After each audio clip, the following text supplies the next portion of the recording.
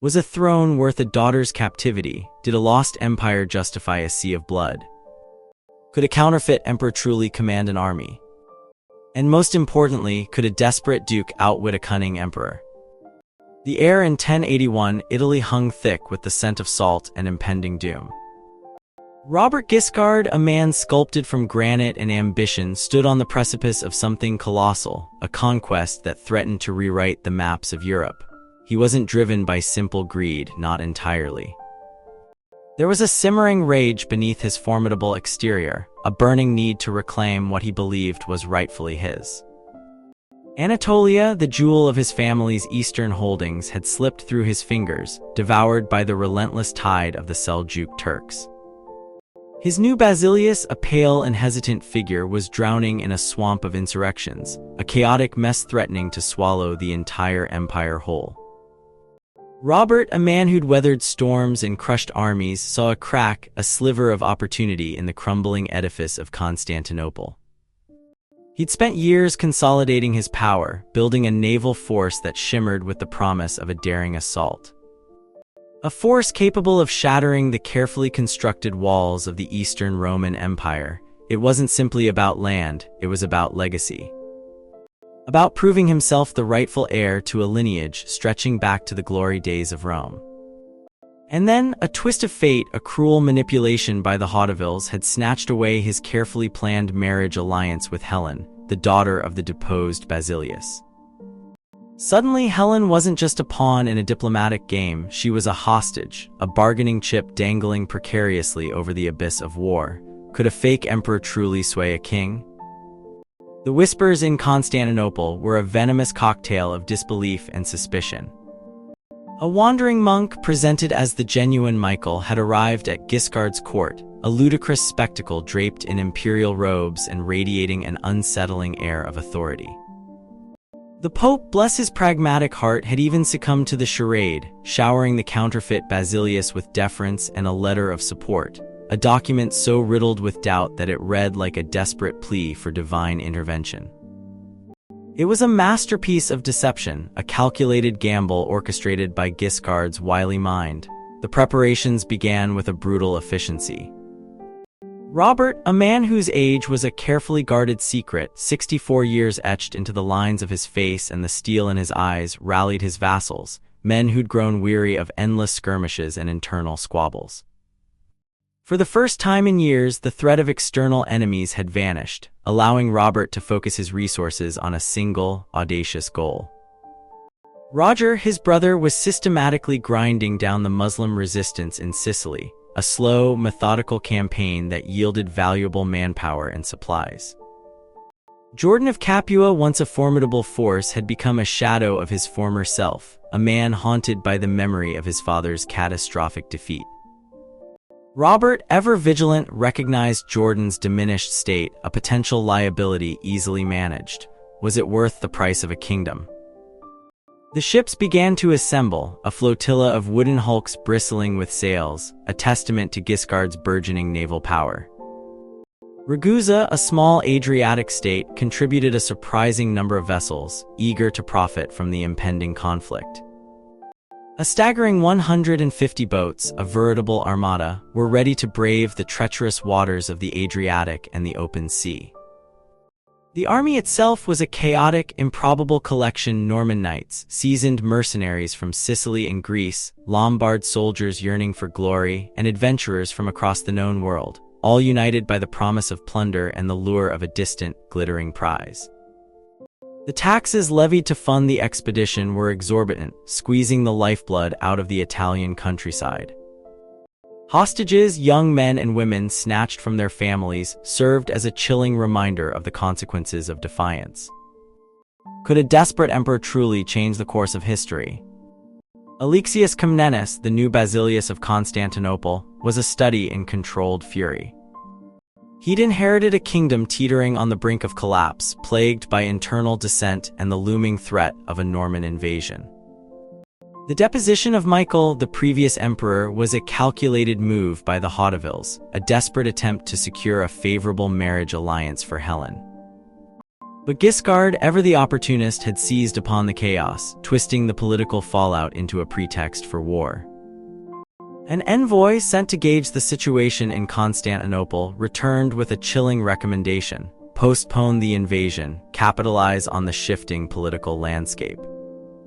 Robert predictably had dismissed the advice as the desperate plea of a man who'd lost his game. The Byzantine response was swift and ruthless.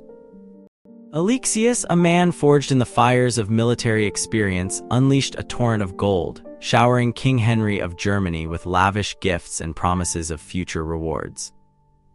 He even offered to fund Henry's invasion of southern Italy, a desperate attempt to divert the Norman threat and secure his own rear.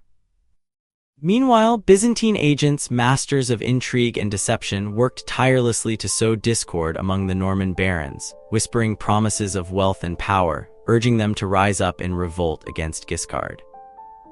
Did a desperate princess hold the key to victory? Helen, a beautiful and intelligent woman, was a prisoner of circumstance, a pawn in a game far beyond her control.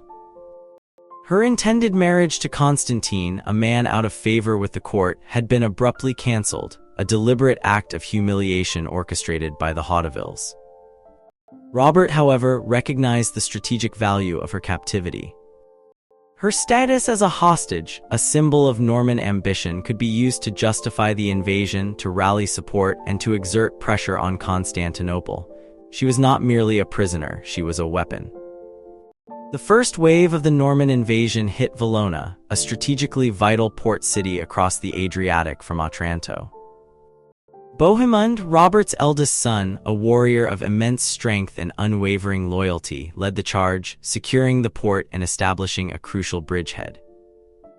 The main force, a colossal army numbering over 1,000 knights, supported by tens of thousands of soldiers and auxiliaries, followed in his wake. Corfu, an island to the south of Valona, fell quickly, further consolidating Norman control of the Adriatic Sea. The Venetians, ever pragmatic, saw an opportunity in the chaos. They demanded concessions, unprecedented trading rights, in exchange for their naval support, a shrewd maneuver that would ultimately benefit the Republic immensely. Could a clever emperor turn the tide of a desperate battle? Alexius Comnenus, a man who'd witnessed the devastation of Manzikert, the catastrophic Byzantine defeat of 1071, understood the stakes. He knew that a Norman victory would spell the end of the Byzantine Empire, plunging the eastern Mediterranean into chaos. He responded with a combination of diplomacy, bribery, and military preparedness. George Palaeologus, a talented general, was dispatched to replace the wavering commander, Monomachus, and to bolster the city's defenses. The Venetians, sensing the shifting balance of power, arrived with a formidable fleet, their cannons and seasoned sailors posing a significant threat to the Norman advance. The siege of Durazzo, a heavily fortified city perched on a peninsula guarded by marshes, became a protracted stalemate. Robert's intelligence network, renowned for its meticulousness, uncovered the city's weaknesses. The will of its commander, George Monomachus, was the key to its survival. Monomachus, uncertain of his loyalties, began to negotiate with Robert's envoys, offering to surrender in exchange for his own safety. But Alexius, a man accustomed to victory, refused to yield. Was a single battle enough to change the fate of an empire? The arrival of Emperor Alexius himself, accompanied by a fresh army, shattered the stalemate. Palaeologus, a brilliant strategist, argued for attrition, a long, grinding campaign of harassment and blockade. Alexius, however, craved a decisive victory, a demonstration of Byzantine strength. He chose to fight, a gamble that would ultimately determine the fate of the expedition. The battle unfolded with brutal intensity. The Varangian Guard, a formidable force of Anglo-Saxon warriors, launched a devastating charge against the Norman right wing, shattering their lines and sending them into a panicked retreat. Sichelgata, Robert's wife, a warrior in her own right, rode fearlessly into the fray, rallying the troops and inspiring them to hold their ground. Bohemund, on the left, successfully outflanked the Byzantine forces, inflicting heavy casualties. But the tide of the battle turned when the Venetians, their ships unleashing a devastating barrage of cannon fire, disrupted the Norman supply lines and forced them to retreat. Alexius, using the chaos to his advantage, rallied his troops and launched a counterattack, driving the Normans from the field. The Norman army, demoralized and depleted, retreated along the Great Roman Road, leaving a trail of devastation in their wake. They captured Castoria, a strategically important fortress town, and continued their advance, consolidating their control over Illyria, but the victory was Pyrrhic. Disease, supply shortages, and the relentless pressure of the Venetians had taken a heavy toll. Robert, a man accustomed to swift and decisive victories, found himself facing a protracted and costly stalemate. Could a desperate alliance truly save an empire? King Henry of Germany, initially drawn to the prospect of plunder and glory, found himself entangled in a web of alliances and obligations.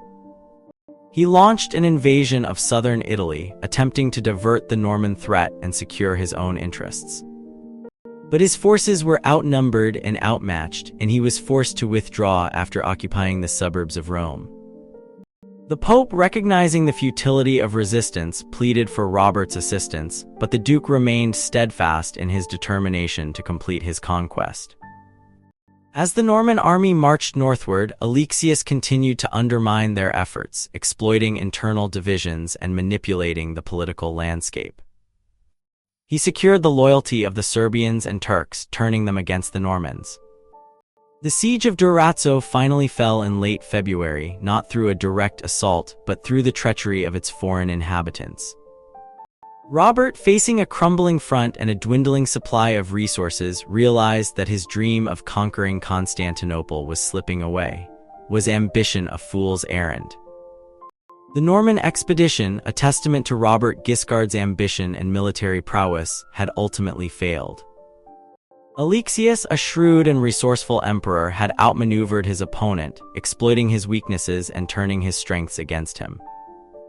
The dream of a Norman-controlled Constantinople, of a new Roman Empire rising from the ashes of the old, had been shattered. The legacy of Robert Guiscard would not be one of conquest, but of a valiant, ultimately unsuccessful, gamble against a cunning and determined emperor. The question remained, echoing across the ravaged landscapes of Italy and the Balkans: was a throne worth the price of a daughter's captivity?